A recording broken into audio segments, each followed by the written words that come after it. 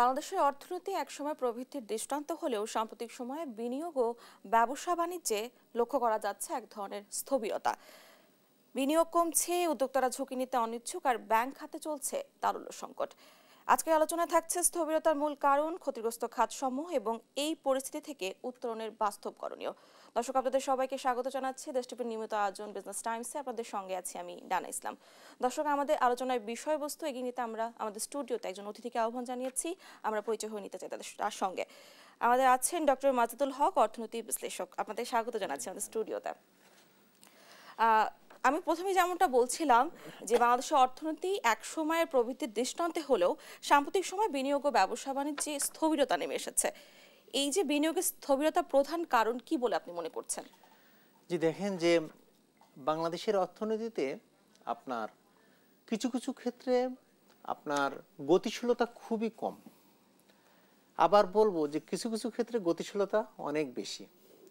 আচ্ছা, গতিশীলতা কম কেন, কোন কোন ক্ষেত্রে গতিশীলতা কম, সেটা হচ্ছে যে আপনার হচ্ছে যদি আমি বলি, সেটা প্রথম কথা হচ্ছে যে দেশি বিনিয়োগ এবং বিদেশি বিনিয়োগ দুইটা। তাহলে দেশি এবং বিদেশি বিনিয়োগে কিন্তু বাংলাদেশে দক্ষিণ এশিয়ার ভিতরে, এশিয়ার ভিতরে কিন্তু খুব খারাপ একটা অবস্থান রয়েছে। এবং দেশি বিনিয়োগ যদি না বাড়াতে পারেন তাহলে কিন্তু বিদেশি বিনিয়োগটা কোনোভাবেই বাড়ানো সম্ভব না। এবং আমাদের দেশে যেটা দেখা গেছে যে আপনার পাবলিক সেক্টর এবং প্রাইভেট সেক্টর ইনভেস্টমেন্ট সব কিছু মিলায়ে হয়তো 30-32%। আপনার যে অর্থনীতিতে পাবলিক ইনভেস্টমেন্ট বলেন, প্রাইভেট ইনভেস্টমেন্ট বলেন, যে যদি গতিশীলতা না থাকে তাহলে অর্থনৈতিক প্রবৃদ্ধি বাড়ে না। এবং বাংলাদেশের অর্থনৈতিক প্রবৃদ্ধি কিন্তু থেমেই রয়েছে। কারণ হচ্ছে যে এই সরকারের সময় যেটা দেখা গেছে সেটা নতুন করে অনেকগুলো, সেটা হয়তো রাজনৈতিক কারণে হতে পারে, সেটা ব্যক্তিগত কারণে হতে পারে, যে কারণেই হোক না কেন অনেক শিল্প প্রতিষ্ঠান কিন্তু বন্ধ হয়েছে। আচ্ছা, এই সরকারের সময় যেটা কি হয়েছে সেটা হচ্ছে যে আপনার জ্বালানি সংকট এবং গ্যাস সংকট এবং বিদ্যুৎ সংকট, তিনটা সংকটের মুখোমুখি পড়ছে। তারপরে দেখা যাচ্ছে যে অবকাঠামোমূলক যে উন্নয়ন, সেই উন্নয়নগুলো কিছু কিছু প্রকল্প কাজ হইতে হইতে কিন্তু থেমে আছে। তা প্রকল্পের কাজ যদি আপনার আবার থেমে থাকে তাহলে ওই প্রকল্পগুলোকে যদি আমি বাস্তবায়ন না করি তাহলে ওখান থেকে আমি রিটার্নটা কিভাবে পাবো? তাহলে আমার অর্থনীতি ওখানে তো আমার ব্যয় হয়েছে, সেটা বিদেশি উৎস থেকে ঋণ নিয়ে ব্যয় করি বা দেশীয় উৎস থেকে আমি ব্যয় করি, আমার প্রকল্প ব্যয় আমার হয়েছে। এখন একটা প্রকল্প যদি আবার আপনার 50% পর্যন্ত আমি কাজ কমপ্লিট করি কিন্তু বাকিগুলো যদি না করি তাহলে ওই প্রকল্পটা আমি যদি জনগণের জন্য খুলে না দিই, রাষ্ট্রের জন্য আমি যদি ওপেন না করি তাহলে আমি কিভাবে রিটার্ন পাবো? তাহলে এই যে আমাদের অর্থনৈতিক যে আপনি বলছেন যে বিনিয়োগের বিষয়টা, সেই বিনিয়োগের পরিবেশ আমরা সৃষ্টি করতে পারছি কিনা, এখনো পর্যন্ত আমরা পারিনি। কারণ আমরা যদি অবকাঠামোমূলক উন্নয়ন করি বিনিয়োগ বান্ধব করার জন্য, সেখানে পরবর্তীতে অপরপক্ষে আমলাতান্ত্রিক জটিলতাটা আবার বেড়ে যায়। তাহলে আমাদের যে সমস্যা রয়েছে, বিনিয়োগকারীরা যে বিষয়গুলো দেখতে চাই, পেতে চাই, এবং বিনিয়োগকারীরা তো সারা পৃথিবীতে বিনিয়োগ করে থাকে, তাই না? তাহলে সেটা দেশি বিনিয়োগ হোক আর বিদেশি বিনিয়োগ হোক, তাহলে বিদেশিরা যদি দেখে যে বাংলাদেশের মতন অর্থনীতিতে আমি আমার একটা বিনিয়োগ সিদ্ধান্ত গ্রহণ করতে বা বিনিয়োগের জন্য যে আমি অনুমতিপত্র এটা পেতে যদি আমার এখানে 3 মাস 6 মাস সময় লাগে এবং সেটা যদি আপনার ভিয়েতনামে সময় লাগে আপনার 7 দিন, তাহলে বাংলাদেশে কেন বিনিয়োগকারীরা আসবে? এবং বাংলাদেশি বিনিয়োগকারীদের যে এতগুলো পেপারস, এত কমপ্লায়েন্স মেনটেন করা সত্ত্বেও অনুমতি পত্র পেতে তাদেরকে বেগ পেতে হয়। এবং এটার মূল কারণ হচ্ছে যে আমলাতান্ত্রিক জটিলতা এবং বিজনেস ক্লাইমেট বলেন, ইকোনমিক ক্লাইমেট বলেন, এবং আপনার যে আইন আছে বাংলা এবং বিদ্যমান যে আইনগুলো আছে, বিনিয়োগ বান্ধব আইন বলেন, ব্যবসা সংক্রান্ত আইন বলেন, আপনি সেই আপনার আমদানি নীতি বলেন, রপ্তানি নীতি বলেন, বিদেশি বিনিয়োগ সংক্রান্ত যে নীতিগুলো আছে, এই নীতিগুলো বিনিয়োগ বান্ধব আছে কিনা এবং সেটা ইউনিভার্সাল কিনা সেটাকে আমাদেরকে আসলে যাচাই বাছাই করে দেখতে হবে। এবং দেশি বিনিয়োগ বাড়ছে না, তার কারণ হচ্ছে যে আপনার ব্যাংক খাত তো আপনার তারল্য সংকটে রয়েছে। আপনি নিশ্চয়ই জানেন যে 52,500 কোটি টাকা বাংলাদেশ ব্যাংক আপনার দুর্বল ব্যাংকগুলোকে সাপোর্ট দিয়েছে, তারপরেও কিন্তু আস্থা ফিরে আসেনি। এবং হয়তো আমরা মনে করি যে এই প্রতিষ্ঠান মানে সুশাসন ছিল না, সুশাসন এই প্রতিষ্ঠানে ছিল না, এই প্রতিষ্ঠানকে আমি সুশাসন নিশ্চিত করব। কিন্তু সুশাসন নিশ্চিত করতে গেলে আপনার আইন থেকেই শুরু করতে হবে, আইন অ্যামেন্ডমেন্ট থেকেই শুরু করতে হবে। কেন? আমি যদি আবার ফিরে যাই যে আমি বাংলাদেশ যেহেতু ব্যাংক ভিত্তিক অর্থনীতি, বাংলাদেশের যে আরএমজি সেক্টর যে বৈদেশিক মুদ্রা আয় করছে সেটা তো সেখানে ব্যাংক ফাইন্যান্স আছে, তাই না? এবং এই ব্যাংক খাতকে আমি সংস্কার করব, কিন্তু আমি ব্যাংক রেজুলেশন অর্ডিন্যান্স করলাম। আমার ব্যাংক খাত সংস্কার করার জন্য প্রথম দরকার হচ্ছে যে আমার ব্যাংক কোম্পানি অ্যাক্ট অ্যামেন্ডমেন্ট করা। তাহলে সেটা আমার মাদার আইন, তাই না? তাহলে আমার এই মূল আইনটা আমি সংশোধন না করে আমি ব্যাংক রেজুলেশন অর্ডিন্যান্স করছি, তারপর হচ্ছে ডিপোজিট প্রোটেকশন অর্ডিন্যান্স করছি, মানি কোর্ট আদালত আমি আপনার অর্থঋণ আদালত অ্যামেন্ডমেন্ট করছি, এগুলোও দরকার আছে করা। কিন্তু আমাকে প্রথমে এই সরকারের কাছে আমার চাওয়া ছিল যে ব্যাংক কোম্পানি অ্যাক্টটা খুব রাতারাতি এটা অ্যামেন্ডমেন্ট করতে হবে। কারণ ব্যাংক কোম্পানি অ্যাক্টের মাধ্যম দিয়ে 2023-এর যে অ্যামেন্ডমেন্ট হয়েছে সেটার মাধ্যম দিয়ে আপনার অলিগার্ক তৈরি হয়েছে। অলিগার্করা আপনার ব্যাংক থেকে নামে বেনামে টাকা নিয়ে সারা পৃথিবীতে সেটা পাচার করেছে। সুতরাং আপনি প্রথমে যেটা বলছিলেন যে বিনিয়োগ আমাদের বাংলাদেশে অর্থনৈতিক প্রবৃদ্ধি অর্জন করার জন্য এবং কাঙ্ক্ষিত প্রবৃদ্ধি অর্জন করার জন্য, কাঙ্ক্ষিত প্রবৃদ্ধি দেখার জন্য আপনার বিনিয়োগের কোনো বিকল্প নেই। সেটা দেশি বিনিয়োগ হোক, বিদেশি বিনিয়োগ হোক এবং গভর্নমেন্ট বিনিয়োগ হোক, এটার কোনো। আমি আরেকটি বিষয় জানতে চাই, বৈদেশিক বিনিয়োগ কমে যাওয়ার পেছনে দেশের কোন কোন নীতিগত দুর্বলতা দায়ী বলে আপনি মনে করছেন? হ্যাঁ, খুব ভালো একটা প্রশ্ন করছেন যে বিদেশি বিনিয়োগ আকৃষ্ট করার জন্য আসলে আমাদের অনেকগুলো নীতি এটার সাথে জড়িত। এবং এখনো পর্যন্ত দুঃখজনক যে বাংলাদেশে বৈদেশিক বিনিয়োগ আকৃষ্ট করার জন্য বিদেশি বান্ধব একটা নীতি এখনো অনুপস্থিত রয়েছে। অন্যতম নীতি হচ্ছে, যদি আমি বলি, সেটা হচ্ছে যে আপনার কর কাঠামো। তারা কিন্তু প্রথমে চিন্তা করে যে আমি এখানে বিনিয়োগ করে আমি রিটার্নটা কতটুকু আমি নিয়ে যেতে পারবো। তাহলে এই যে কর কাঠামোটা বিদেশি বিনিয়োগ বান্ধব বারবার আমরা বলার চেষ্টা করছি, করার চেষ্টা করছি, কিন্তু এটা এখনো পর্যন্ত আমরা ওইভাবে পৌঁছতে পারিনি। এক। দ্বিতীয় নম্বর কথা হচ্ছে যে আপনার এখানে উৎপাদন করে যে আবার রপ্তানি করবে, এক্সপোর্ট পলিসি যেটা আছে সেটাও তাদের কাছে হয়তো অনেক কিছু অনুপস্থিত রয়েছে। মানে তাদের কাঙ্ক্ষিত মাত্রার পলিসি আমরা হয়তো নিতে পারছি না। এক। দ্বিতীয় নম্বর কথা হচ্ছে যে দেখেন যে অর্থনীতি, বাংলাদেশের অর্থনীতির মানে সব দিকেই আপনার আমি বলবো যে একটা ক্যান্সারে আক্রান্ত হয়ে গেছে। কেন? কারণ হচ্ছে যে আমি যখন রাজস্ব নীতি করছি এবং 2024-25 অর্থ বছরে কিন্তু আপনার 62,000 কোটি টাকা কিন্তু আপনার রাজস্ব আয়ের ঘাটতি রয়েছে, 62,000 কোটি টাকা। তাহলে আমাকে সামনে এগিয়ে যেতে হলে আমি ঋণ নির্ভর অর্থনীতি না হয়ে আমাকে আসলে রাজস্ব নির্ভর অর্থনীতি হতে হবে, তাই না? তাহলে আমি রাজস্ব বাড়ানোর জন্য যে আমার পরিকল্পনা রয়েছে, এখান থেকে আবার দেখা যাচ্ছে যে আমার দেশি বিদেশি বিনিয়োগ আবার কম। তাহলে তাদের জন্য আমাকে একটা বিনিয়োগ নীতি করতে হবে। আবার কি করেছে দেখেন, আপনি যে প্রশ্ন করলেন খুব ভালো প্রশ্ন করেছেন। আবার কি করেছে যে এই 53-54 বছর ধরে আমরা কর অব্যাহতি দিয়েছি। তাহলে যে শিল্পটাকে যাদেরকে আমরা 75 সালে কর অব্যাহতি দিয়েছি তাদেরকে এখনো পর্যন্ত কর অব্যাহতি দিয়ে যাচ্ছি এবং এক শ্রেণীর মানুষ কর অব্যাহতি কিন্তু নিয়ে যাচ্ছে। আর এই বিষয়গুলোকে যখন আমরা ক্যালকুলেশন করি এবং এই বিষয়গুলোকে সামনে আনি যে অর্থনীতিকে সামাল দেওয়ার জন্য তো আমার রাজস্ব আয় বাড়াতে হবে, আমার টেকসই অর্থনৈতিক ব্যবস্থা গড়ে তোলার জন্য আমাকে রাজস্ব আয় বাড়াতে হবে। কিন্তু রাজস্ব আয় বাড়ানোর জন্য আমার রাজস্ব কাঠামো কি বিদেশি বিনিয়োগ বান্ধব কিনা সেটাও তো আমাকে চিন্তা করতে হবে। তাহলে রাজস্ব আয় আমাকে বাড়ানোর ক্ষেত্রে করণীয় কি রয়েছে? আমার করণীয় হচ্ছে যে আমি যদি আপনি কি রাজস্ব আয়ের কথা বলছেন, রাজস্ব আয় বাড়ানোর সবচেয়ে করণীয় হচ্ছে যে আপনার প্রত্যেকটা মানুষের কাছ থেকে আপনার করের জাল সম্প্রসারণ করা।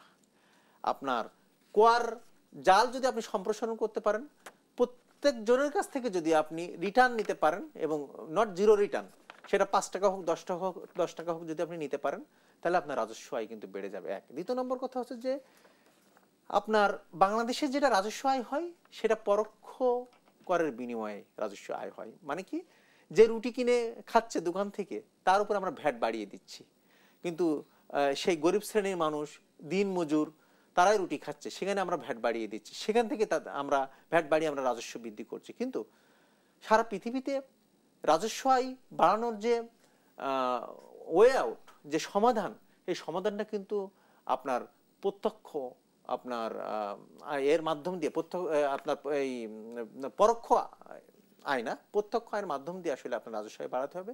আপনি সবার বাংলাদেশে আপনার ধনী শ্রেণীর মানুষ, অতি ধনী শ্রেণীর মানুষ, বাংলাদেশের মানুষের বলা হচ্ছে যে আপনার মাথাপিছু আয় বেড়ে গেছে, কিন্তু যে ধরনের মাথাপিছু আয় বাড়ছে যে অ্যামাউন্টের, সেই অ্যামাউন্ট থেকে কি আসলে আমরা রাজস্ব নিতে পারছি? আমরা কিন্তু ব্যর্থ হচ্ছি বারবার, এবং রাজস্ব ফাঁকি দেওয়ার প্রবণতা কিন্তু অনেক বেড়ে গেছে। এবং এমন সবচেয়ে আপনার খুব গুরুত্বপূর্ণ বিষয় যে বিদেশিরা আমাদের দেশে অনেক বিদেশিরা কাজ করে, তাদের থেকেও আমরা কিন্তু রাজস্ব আয় নিতে ব্যর্থ হচ্ছি। কেন? এই কাঠামোটা কেন? এটা কি খুবই কঠিন জিনিস? আমরা যখন ওয়ার্ক পারমিট দিচ্ছি, তাহলে বিদেশিদের কাজ করার জন্য হয়তো আমরা ওয়ার্ক পারমিট ইস্যু করছি, তাহলে ওয়ার্ক পারমিট যেখানে ইস্যু করছি, তাহলে সেখান থেকে আমরা রাজস্ব আয় কেন পাচ্ছি না? তাহলে বিদেশিদের কাছ থেকেও আমরা রাজস্ব আয় পেতে ব্যর্থ হচ্ছি। আর আপনি দু একটা কথা আমি যদি বলি, সেটা হচ্ছে যে এখানে কর রাজস্ব আহরণ করার অনেক দুর্বলতাও রয়েছে। আপনি নিশ্চয়ই কিছুদিন আগে জানেন যে আপনার রাজস্ব সংস্কার, আপনার জাতীয় রাজস্ব বোর্ডকে সংস্কার করার জন্য আপনার আপনার সরকার উদ্যোগ নিয়েছিল। রাজস্ব প্রশাসন এবং কর আদায়টাকে পৃথক করার জন্য, আপনাকে সংস্কার করার জন্য সরকার চেষ্টা চালিয়েছে। তখনই তো কলম বিরতি চলছে। তাহলে আপনার যদি জনগণ যদি এটা সমর্থন না করে আপনার সংস্কারকে, তাহলে তো অর্থনীতি সামনে এগিয়ে যেতে পারবে না। কারণ এই সংস্কারটা ছিল কিন্তু বহুল আমি বলবো যে আকাঙ্ক্ষিত একটা সংস্কার ছিল। এটা 2008 সালেও হওয়ার কথা ছিল। তাহলে বাংলাদেশে আপনি যে সংস্কারই করতে চাচ্ছেন, সেই সংস্কার করার জন্য যদি আপনি বাধা পান, তাহলে অর্থনীতি কিভাবে এগিয়ে যাবে? আপনাকে বলে রাখি যে শ্রীলঙ্কা অর্থনৈতিকভাবে অনেক সমস্যাগ্রস্ত একটা দেশ ছিল। শ্রীলঙ্কা আপনার মূল্যস্ফীতিও 70% কাছাকাছি চলে গেছে। সেই 70% কাছাকাছি থেকে তারা আপনার নেগেটিভে নিয়ে চলে আসছে। তাহলে শ্রীলঙ্কা যদি পারে, তাহলে বাংলাদেশ কেন পারবে না? শ্রীলঙ্কা পেরেছিল কেন? শ্রীলঙ্কা পেরেছিল একটা কারণে। শ্রীলঙ্কা প্রথমে অপচয় বন্ধ করেছিল, দুর্নীতি বন্ধ করেছিল, এই স্টেপটা নিয়েছিল। মানে অর্থনৈতিক সংস্কারের মূল অংশ ছিল শ্রীলঙ্কার যে দুর্নীতি বন্ধ করা এবং অপচয় বন্ধ করা। আপনার বিগত সরকার আমলে যে রেলের যে প্রকল্পগুলো নেওয়া হয়েছে, আপনার 100টার কাছাকাছি আন্তনগর ট্রেন বাড়ানো হয়েছে, আপনার 60-70টা আপনার মেল ট্রেন বাড়ানো হয়েছে, কিন্তু যে রুটগুলোতে আন্তনগর ট্রেন বাড়ানো হয়েছে, মেল ট্রেন বাড়ানো হয়েছে, সেই রুট থেকে কিন্তু আপনার আকাঙ্ক্ষিত আয় আসতেছে না। আমরা আবার আলোচনায় ফিরবো, তবে একটি বিরতির পরে। দর্শকের পর্যায়ে নিয়ে নিচ্ছি ছোট একটি বিরতি, ফিরে আসছি বিরতির পরে, সঙ্গেই থাকুন।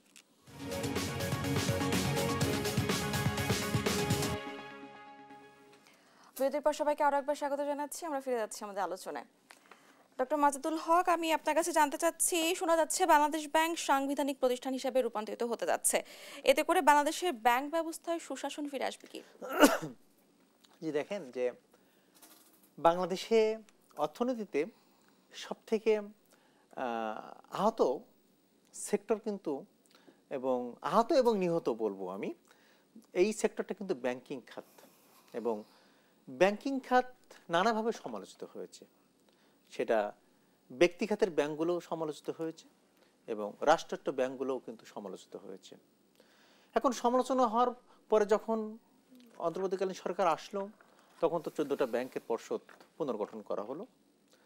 তা এতে করে নানা ধরনের গুঞ্জন কিন্তু সমাজে এবং আমানতকারীদের মাঝে এবং ব্যাংকারদের মাঝে কিন্তু চলমান রয়েছে, এবং এটা এখনো পর্যন্ত একটা সমাধান করা যাচ্ছে না। এবং এবং এর অংশ হিসেবে যেটা হয়েছে যে এখন সরকার যেটা চেষ্টা করছে, চিন্তা করলেন যে বাংলাদেশ ব্যাংকের ক্ষমতা আমি বাড়াবো, বাংলাদেশ ব্যাংকের কাছে যেন কেউ হস্তক্ষেপ করতে না পারে।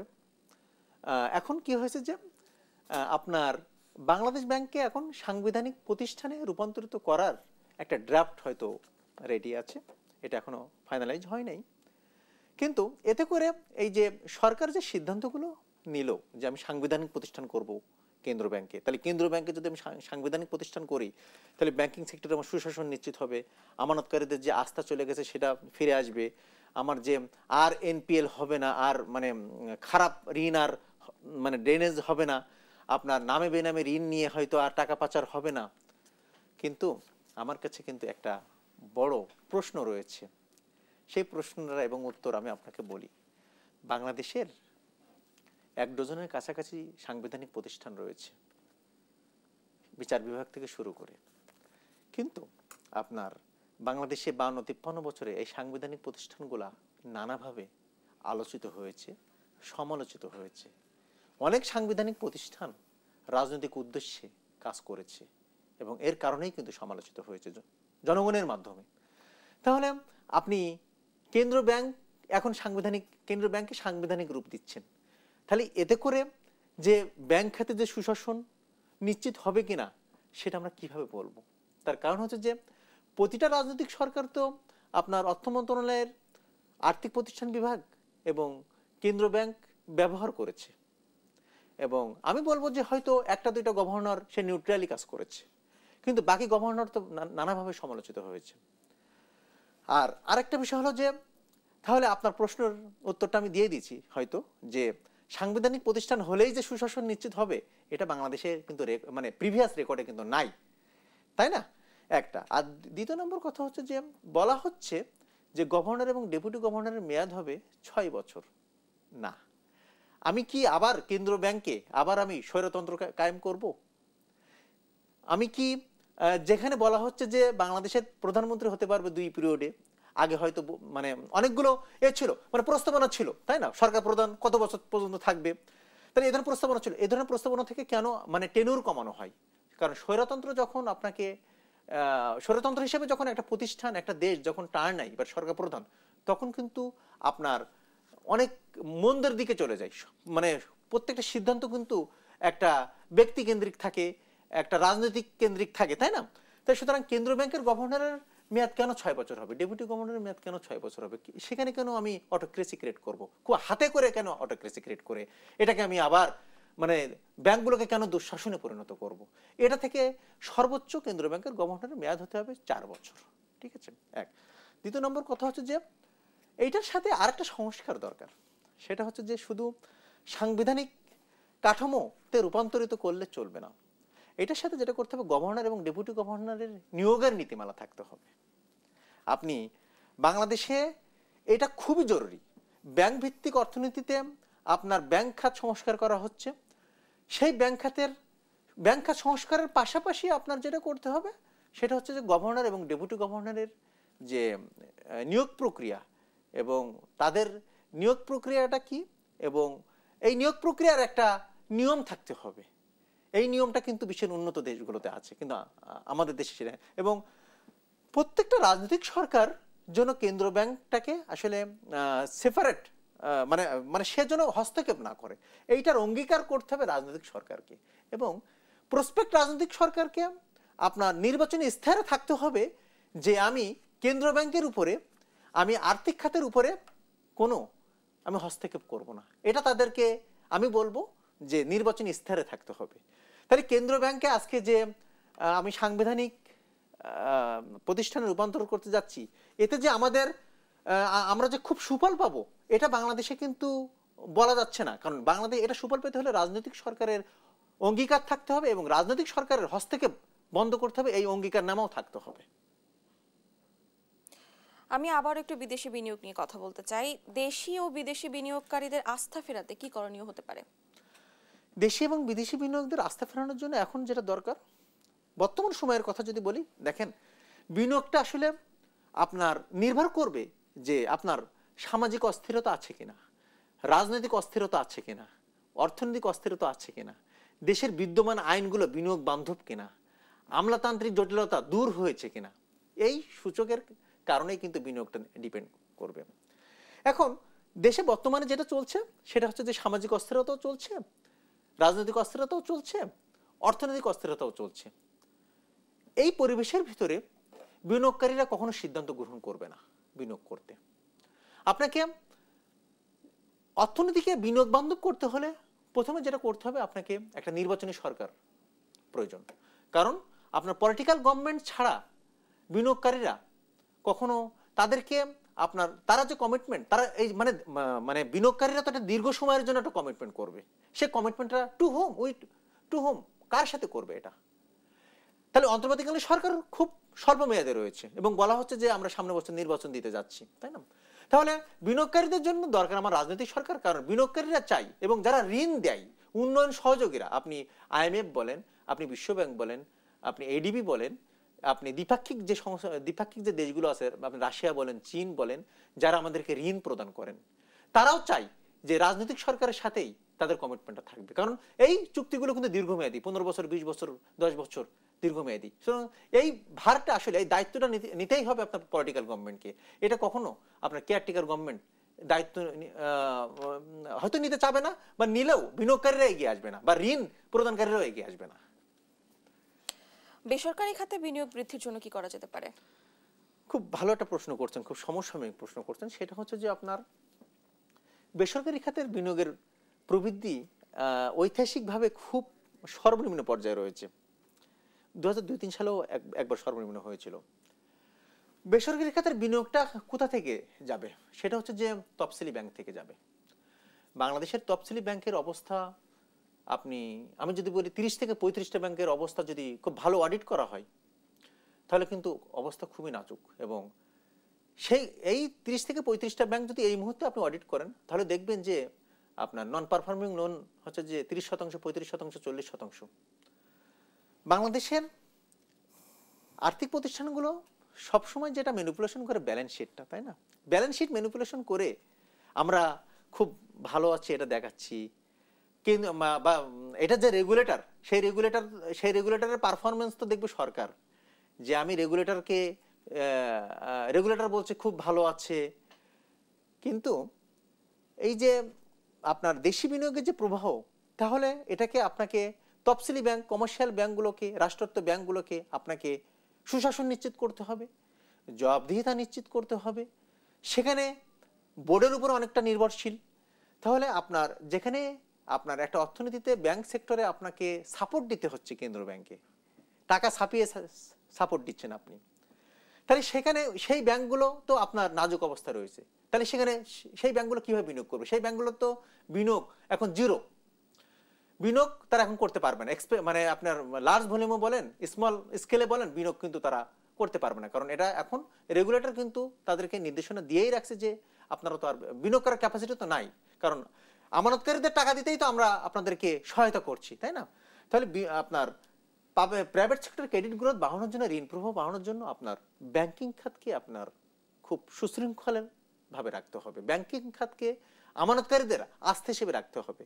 কারণ হচ্ছে যে আপনি যদি প্রাইভেট সেক্টর ক্রেডিট গ্রোথটা যদি আপনি এই ঋণটা যদি না দিতে পারেন, তাহলে তো অর্থনীতি অনেক দিকে ধাক্কা খাবে। কারণ কর্মসংস্থান হবে না, উৎপাদন হবে না, রপ্তানি আয় হবে না। এক। দ্বিতীয় নম্বর কথা হচ্ছে যে আপনি যে ব্যাংকিং খাতকে যে বিনিয়োগ দিবেন, এখানে আরেকটা বড় একটা বিষয় রয়েছে। আপনি বাজেট ঘাটতি রয়েছে সরকারের। তাহলে সরকারের যে বাজেট ঘাটতি যেটা রয়েছে, সেই বাজেট ঘাটতি তো আপনার বিদেশি উৎস এবং দেশি উৎস থেকেই ঋণ নিতে হবে, ঋণ নিয়েই আবার বাজেট ঘাটতি পূরণ করতে হবে। তাহলে আপনার সরকার কিন্তু ব্যাংকিং খাত থেকে ঋণ নিচ্ছে, অনেক বেশি ঋণ নিচ্ছে, বিগত কয়েক বছর ধরে ব্যাংকিং খাত থেকে ঋণ নিচ্ছে। কারণ আপনার উন্নয়ন সহযোগীদের কাছ থেকে ঋণ নিতে হলে তো একটা সময়ের প্রয়োজন। তাহলে ব্যাংকিং খাত থেকে ঋণটা খুব দ্রুত পাওয়া যাচ্ছে। তাহলে ব্যাংকিং খাত থেকে সরকার এত পরিমাণে ঋণ নিচ্ছে, এতে করে বাধাগ্রস্ত হচ্ছে আপনার প্রাইভেট খাতে ঋণের প্রবাহটা। সুতরাং প্রাইভেট খাতের যে ঋণের প্রবাহটা বৃদ্ধি করার জন্য, সচল করার জন্য, বিদ্যমান রাখার জন্য আপনার গভর্নমেন্ট গভর্নমেন্টের যে ঋণটা সেই ঋণের পরিমাণটা কিন্তু কমিয়ে দিতে হবে। এবং এটা কিন্তু আমরা বাজেটে যখন আমরা রিকমেন্ডেশন করি বিভিন্ন জায়গায়, আমরা বাজেট কমেন্ট যখন দিই, তখন কিন্তু আমরা বলি যে আপনার প্রাইভেট সেক্টর বাড়ানোর জন্য আসলে ব্যাংকিং খাতকে আপনি একটু দূরে রাখেন ঋণ নেওয়ার জন্য। কারণ হচ্ছে যে আপনি যদি ব্যাংক খাত থেকে বেশি ঋণ নিয়ে ফেলান এবং সরকার যে অঙ্গীকার করে তার থেকে কিন্তু অনেক বেশি ঋণ নেয়, মানে একটা অর্থ বছরের শেষে দেখা যায় ব্যাংক খাত থেকে 30,000-40,000 কোটি টাকা বেশি পরিমাণে ঋণ নেওয়া হয়েছে। তাহলে এই ব্যাংক খাত আপনার কোথায় ঋণ দিবে? সরকারকে দিবে না প্রাইভেট খাতকে দিবে? সে তো হট টু টু সিচুয়েশনের ভিতরে অবস্থা। আমরা আবার আলোচনায় ফিরবো, তবে আরো একটি বিরতির পরে। দর্শক, এ পর্যায়ে নিয়ে নিচ্ছে আরো একটি বিরতি, ফিরে আসছি বিরতির পরে, সঙ্গেই থাকুন।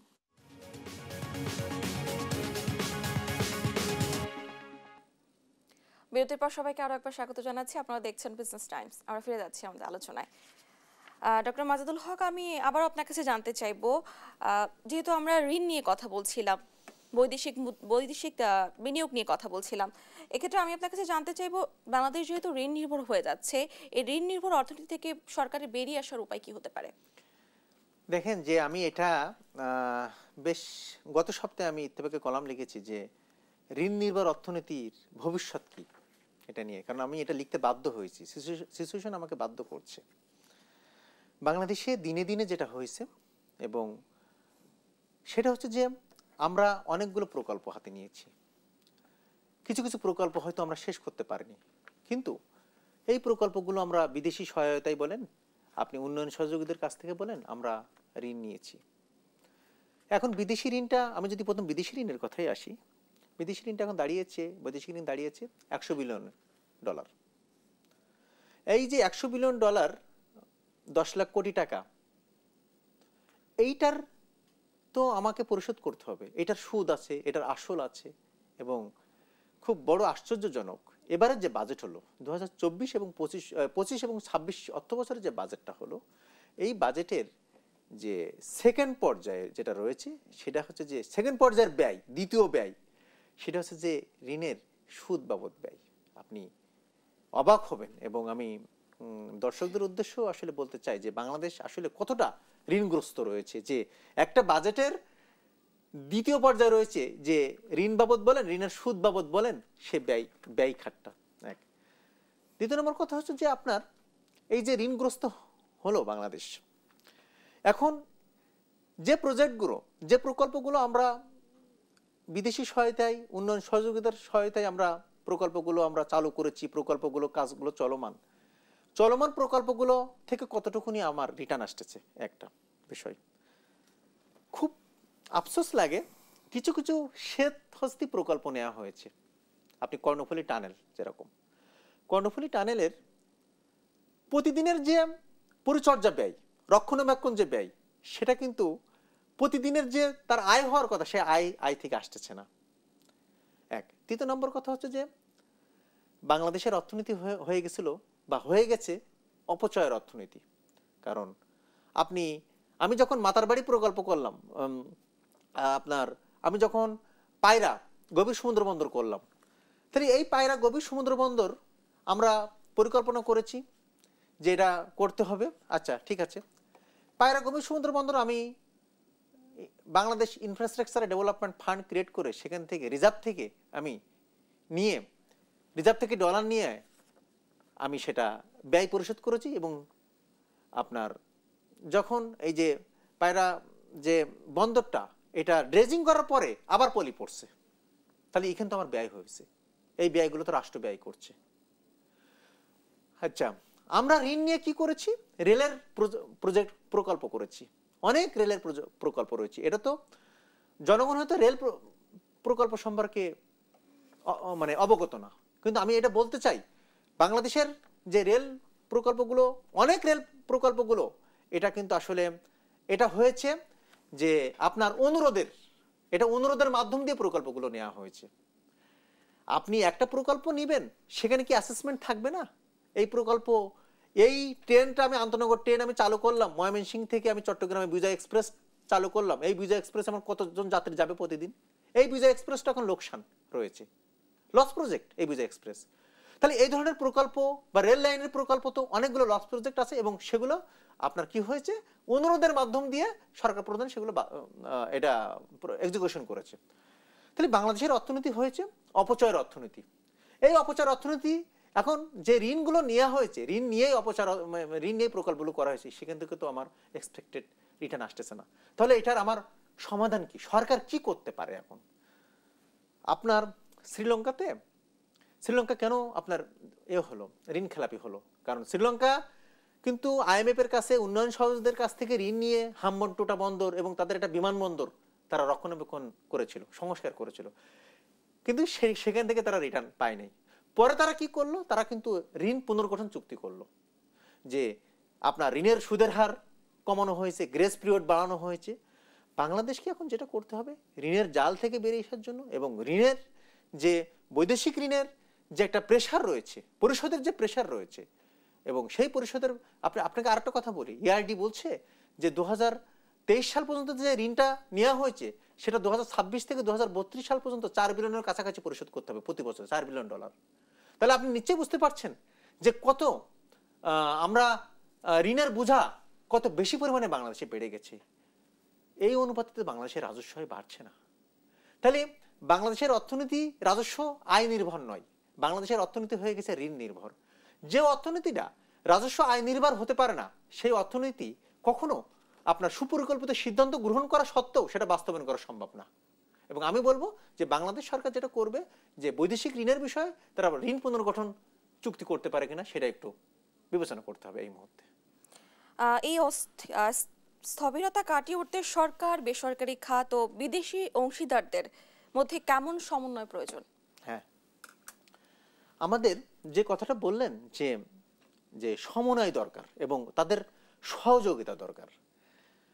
আমি একটু আগে আপনাকে আমি বলেছি যে রাজনৈতিক সরকারের সাথে যে কমিটমেন্টটা থাকে যখন ঋণ প্রদান করতে যায়, ঋণ চুক্তি যেগুলো থাকে বা বিনিয়োগের ক্ষেত্রে যে চুক্তিগুলো থাকে, পরবর্তীতে যখন আপনার ইন্টারিম গভর্নমেন্ট চলে আসে, তখন এই চুক্তিগুলো আবার পিছিয়ে যায়।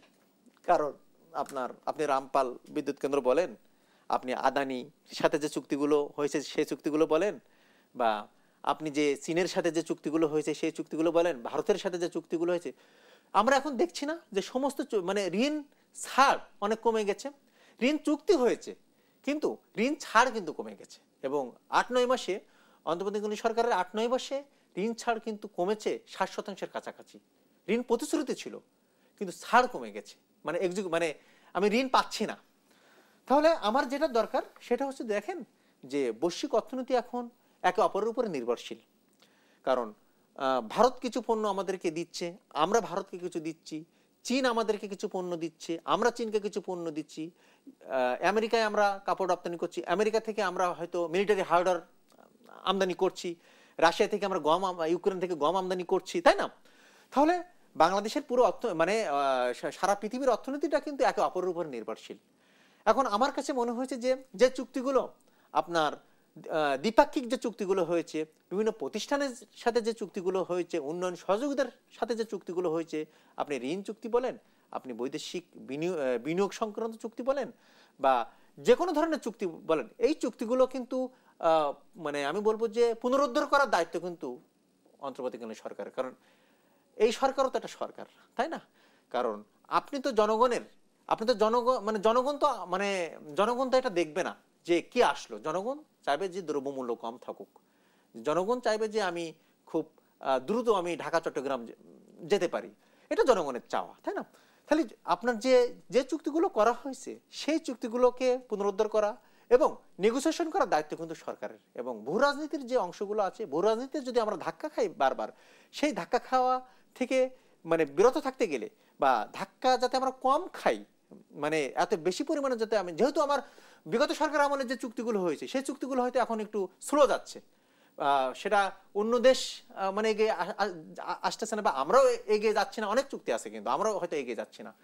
কিন্তু এই বিষয়গুলোকে মানে এই সংস্কৃতি থেকে আসলে আমাদেরকে বেরিয়ে আসা উচিত। কারণ আর চুক্তি যেগুলো করা উচিত সেগুলো হচ্ছে যে আপনার দেশের স্বার্থে চুক্তি করা উচিত, মানে কোনো রাজনৈতিক দলের উদ্দেশ্যে চুক্তি করা উচিত না। কারণ দেশের স্বার্থে যদি আপনি স্টেট ইন্টারেস্ট যদি আপনি না দেখেন, তাহলে কিন্তু জনগণ আপনাকে এটার অ্যাওয়ার্ড দিবে, আমি এটা বলবো। এবং অর্থনীতি সামনের দিকে কিন্তু এগিয়ে যাওয়ার সম্ভাবনা খুবই কম থাকে। এই জন্য আমি বলবো যে সবার ভিতরে যে ফ্রেন্ডশিপ, যে বন্ধুত্বটা ছিল সেটার জন্য বলবৎ থাকে, এবং সেটার জন্য হ্যাঁ ভূ রাজনীতি থাকবেই, সারা পৃথিবীতে থাকবে।